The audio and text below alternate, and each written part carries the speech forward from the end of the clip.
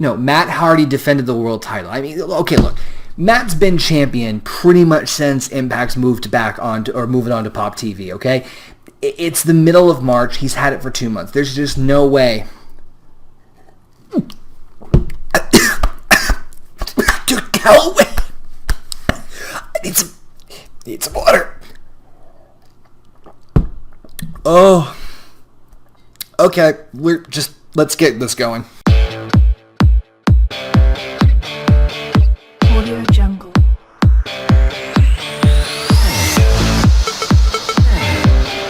Audio Jungle.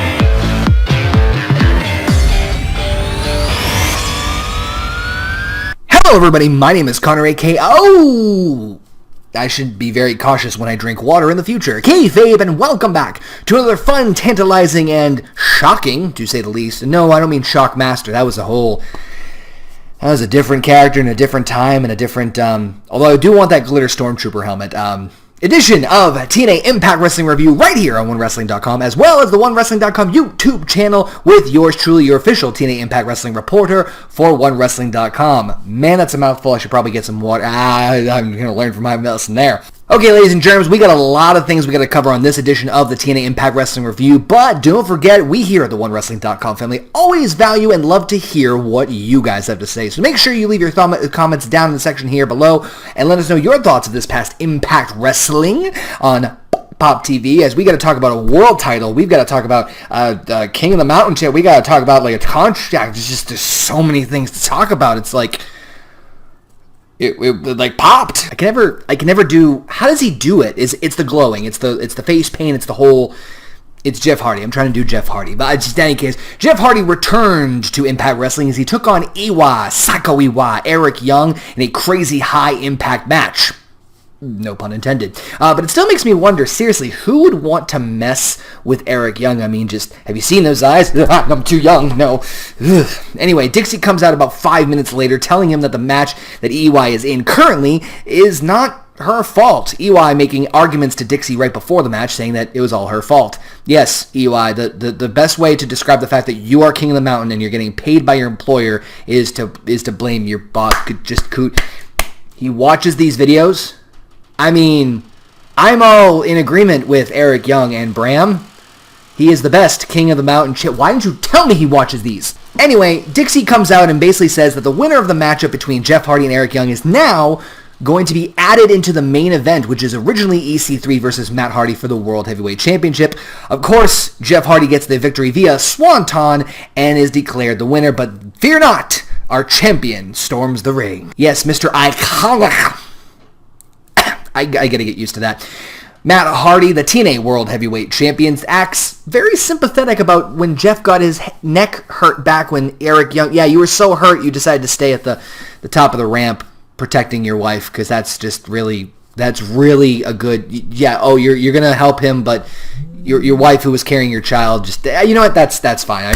I smell something stinky, and I don't think it was Maxwell's diaper. But in any case, he offers Jeff Hardy a chance to fight for the World Championship in about...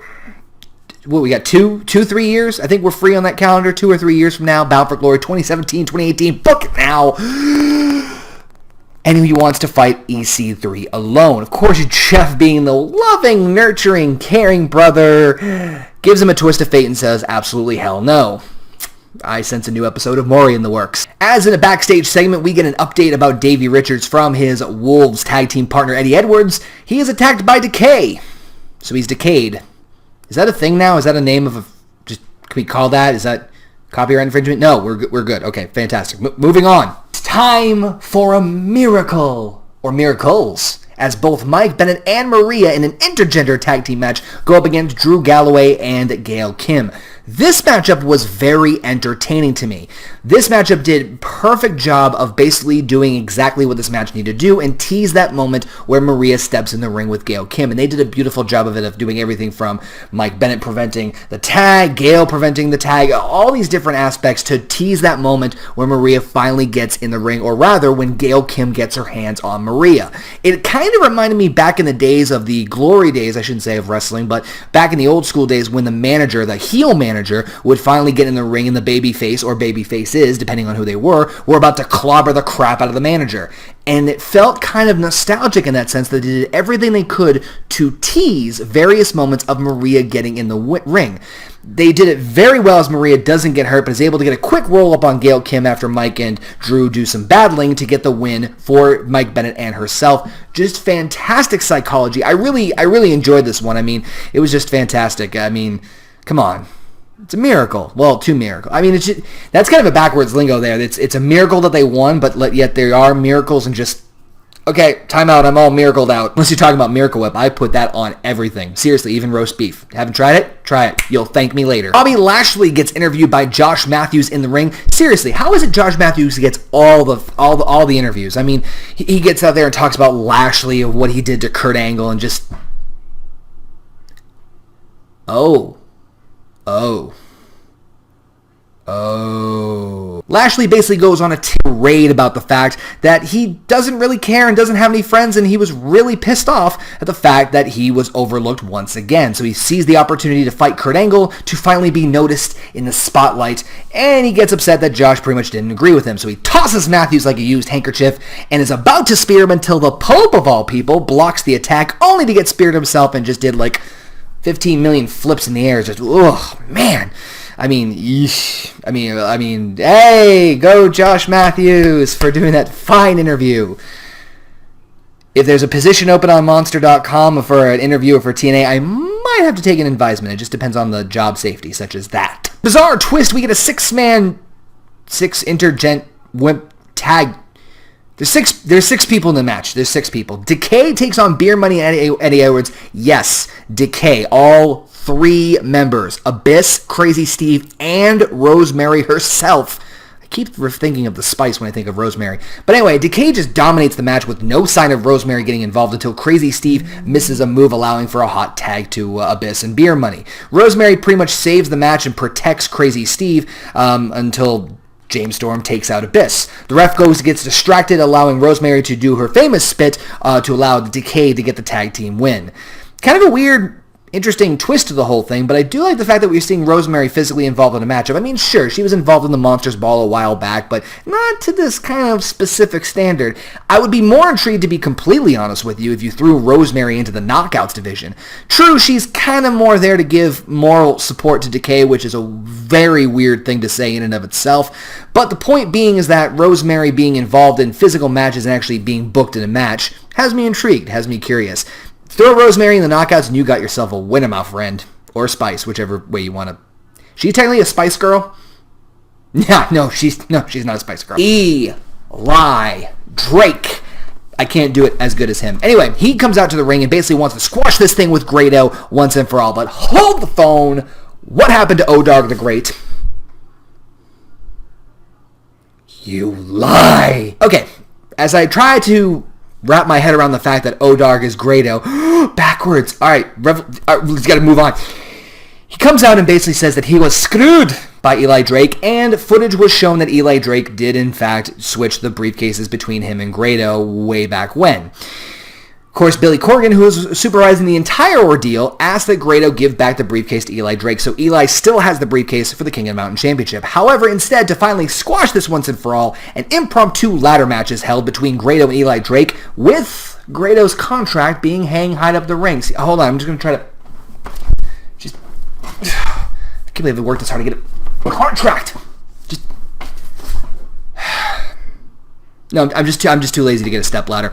Anyway, it was a great back and forth match until, of course, Jesse Goddard gets involved, shoving Grado off the ladder. But Mahabali Shira comes out and helps clean house as well, too. Kind of even things out. Grado even does a crazy high spot off the middle of the ladder, bouncing off of the rope onto everybody involved. Holy cow! And even does a crazy kind of death drop where he has Eli on his shoulders and drops him back. Eesh. Those high-risk ones always give me the shivers, but Grado eventually overcomes the odds and grabs the contract to secure himself a spot back on the Impact Wrestling roster. Now, we also know next week, speaking of greats, that Beer Money will be issuing a challenge to any past tag team champions as they will defend the tag team titles next week on Impact. Very curious to see... Wait, what if I got O-Dog... Well, yeah, I know we're not tag team champ. Okay, we've already been over this. All right, let's just talk about the main event. It is now a triple threat for the TNA World Heavyweight Championship. EC3, Matt Hardy, and Jeff Hardy. When I say this matchup had everything in it, oh boy howdy did this matchup have everything in it. Not only did you have great psychology and great in-ring action, I'm pretty sure almost half the entire TNA roster came out in this matchup. It was a crazy matchup, of course, everyone going after Matt Hardy right off the bat until EC3 gets momentum with Jeff, and then Jeff gets it right back from the commercial break. At this point, Jeff hits the Swanton Bomb, only to be stopped by Eric Young and Bram once again. Yes, EY and Bram attack Jeff Hardy, even pile driving him again on the concrete. Where's your sympathy now, Matt Hardy? Oh, that's right, you're still in the match with EC3. As EC3 continues to dominate, of course, Tyrus and Rockstar Spud make their way out to the ring, and despite the most valiant of efforts, EC3 takes them out as well too, even throwing Rockstar Spud onto Tyrus outside the ring. As he hits the 1%er, Mike Bennett, of all people, makes his return back to the ring using a steel chair and does take out EC3 as people take him away. So, wait a minute, that's it? Match is over? No, nothing? So EC3's out, Jeff's out. It's just, okay, I guess that's just, okay, I guess that's the way how it ends. You gotta stop doing that. You gotta stop telling me about these things. Drew Galloway, of all people, returns back to the ring as well, but this time he cashes in his Feast or Fired briefcase. Yes, the briefcase that contains a guaranteed world title match at any time he chooses fit. And guess what? Now's the time to freaking choose it! Drew hits a quick Claymore and gets the pinfall victory over Matt Hardy, thus becoming the new TNA World Heavyweight Champion. Okay, breathe in and breathe out. Before I strap on my kilt, let's go back and rewind about this whole show. This show was all over the place, and I don't mean that in a bad sense. This show was pretty epic and had a lot of high-profile moments. Not only did you have a great return with Jeff Hardy back in the ring, but now he's also in the main event. You had Maria, essentially, like I said, with the tease with the intergender tag team matchup, as well as some decent six-man action with Decay, Beer Money, and Eddie Edwards. Although I'm honest to say that I really hope to see Eddie Edwards more in singles competition. As much as I love the Wolves as a tag team, I'd really like to see what Eddie Edwards does now as he's a single star. Since Davey Richards, unfortunately, and get well soon, Davey Richards, as I know his ankle injury will be taking him out for quite some time. I hope the speedy recovery for Richards, but I would love to see Eddie Edwards as far as how he can do singles action, maybe even in the X Division. Grado versus Eli Drake was very entertaining to watch in and of itself, so it's very interesting to me to see if they're going to keep on going anything further with that, or we finally reach the ultimate climax as far as this matchup and this feud is concerned. But the main event was insane. They threw everything in the kitchen sink at that one, and I loved it. I love that stuff where it's crazy moment, crazy action. You're not sure what's going to happen. With tons of run-ins, tons of people not sure what was going to happen. Hell, as far as we know, the world title match was going to get completely thrown out, and then Galloway shows up cashing in his Feast or Fired briefcase. It's just one, like, I'm not going to drink another cup of water because I might choke on how many times I was shocked and surprised during this main event. The true question is, what's going to happen afterwards? As far as we can tell, it looks like they're starting to plant the seeds as far as the future with regards to future opponents. It looks like Jeff Hardy and Eric Young's feud is far from over, and we might see possibly a EC3 versus Mike Bennett rivalry, which honestly, I think that one could be a show stealer to say the least. And of course, last but not least, we have Matt Hardy and Drew Galloway. So now we have not only Drew Galloway as the world champion, but now Matt Hardy basically taking a role reversal as far as him chasing Galloway for the championship. So if anything else, this one match set up possibly 3 future major rivalries for TNA, which honestly is a huge win in my book. TNA has been doing an excellent job, in my opinion, as far as considering week to week and making consistent week-to-week television as far as making you want to see what's going to happen next week, as I'm apparently doing the Michael Jackson Thriller dance.